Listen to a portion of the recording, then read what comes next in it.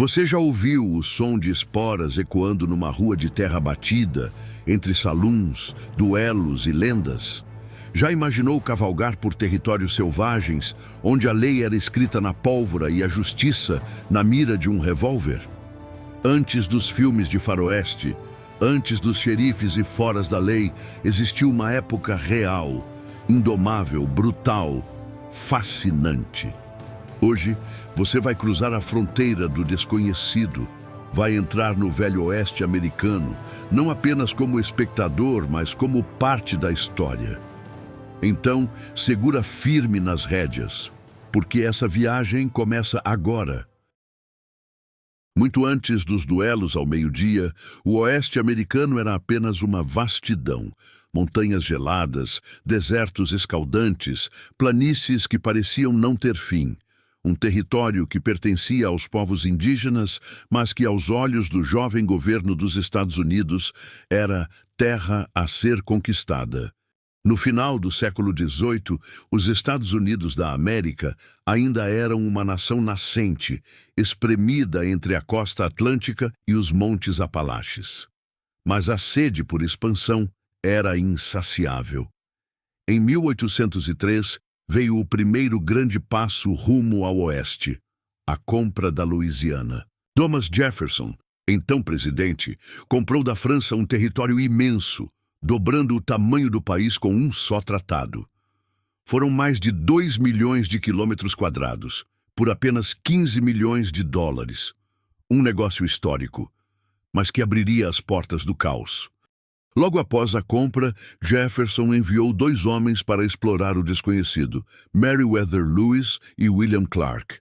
Durante 2 anos, a dupla e sua equipe enfrentaram rios traiçoeiros, picos congelados e tribos desconhecidas.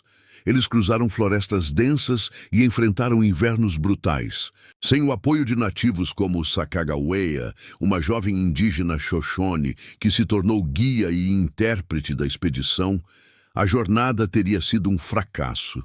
Mas eles conseguiram, e ao retornar, acenderam a imaginação de milhares de americanos com histórias de terras férteis, caça abundante e liberdade sem limites. O Oeste se tornava uma promessa, um destino, um sonho. A partir de 1810, caravanas começaram a partir da costa leste em direção ao Oeste. Mas essa não era uma viagem simples. A trilha de Oregon, por exemplo, levava meses.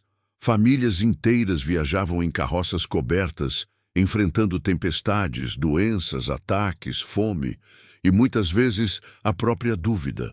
Mas os que sobreviviam encontravam algo inédito. Terras próprias, vastas, livres, sem chefes, sem impostos, sem cidades grandes. Era o nascimento do espírito de fronteira, a base do Velho Oeste. Cidades começaram a surgir do nada. Primeiro um posto de comércio, depois uma ferraria, em pouco tempo uma igreja, um saloon e, claro, o escritório do xerife. Mas o que realmente transformou o Oeste num imã de aventureiros foi o ouro. Em 1848, na Califórnia, um operário chamado James Marshall encontrou pequenas pepitas brilhando no leito de um rio. Em poucos meses, o que era uma vila pacata virou um pandemônio. A corrida do ouro da Califórnia atraiu mais de 300 mil pessoas de todos os cantos do mundo. Chineses, mexicanos, alemães, irlandeses, franceses. O Oeste virou uma Babel empoeirada, onde todos tinham o mesmo objetivo: enriquecer. Rápido, a qualquer custo. E foi nesse caldeirão que nasceu o arquétipo do pistoleiro, do trapaceiro, do justiceiro e do fora da lei. Onde há ouro, há crime. Onde há crime, há necessidade de justiça. Mas quem faria cumprir a lei num lugar onde a maioria sequer acreditava nela? Foi aí que surgiram os primeiros xerifes de verdade, homens duros, armados, solitários, às vezes heróis, às vezes vilões, muitas vezes os dois ao mesmo tempo. Do outro lado, os foras da lei se tornavam lendas vivas. Jesse James, Billy the Kid, Butch Cassidy, Homens com passados obscuros, mas que inspiravam o povo com seu desprezo pelas regras. Entre eles e os xerifes havia uma dança mortal, feita de emboscadas, tiroteios e fama. Porque no Velho Oeste, mais do que dinheiro ou poder, o que valia mesmo era a reputação. Na década de 1860, os Estados Unidos estavam rachados por uma guerra civil. Mas mesmo em meio ao conflito, o Oeste continuava crescendo. E foi nesse período que algo mudou tudo: a ferrovia transcontinental. Em 1869, o primeiro trem cruzou o país de ponta a ponta.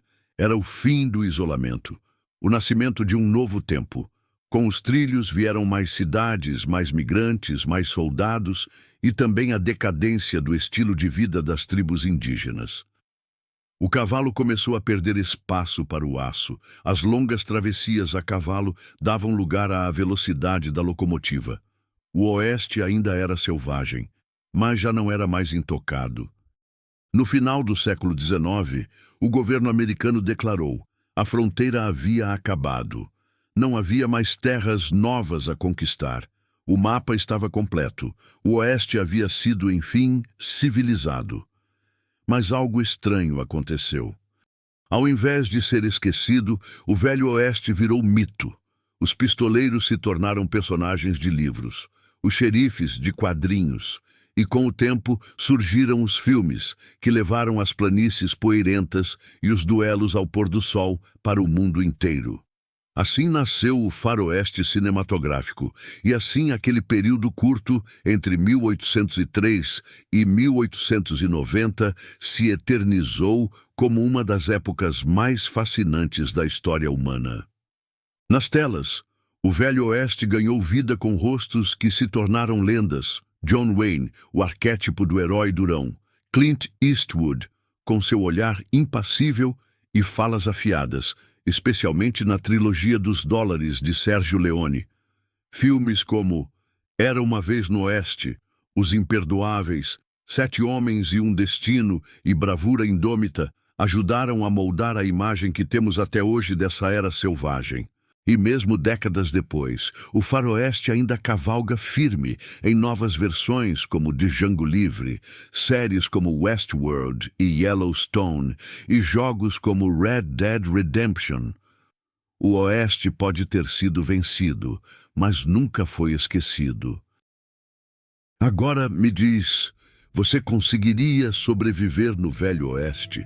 Você teria coragem de cavalgar rumo ao desconhecido, armado apenas com uma bússola, um revólver e um sonho?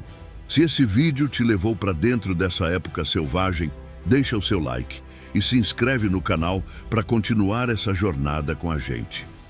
E olha só, tem mais um vídeo de história te esperando agora mesmo na tela, pronta para te levar ainda mais fundo no passado.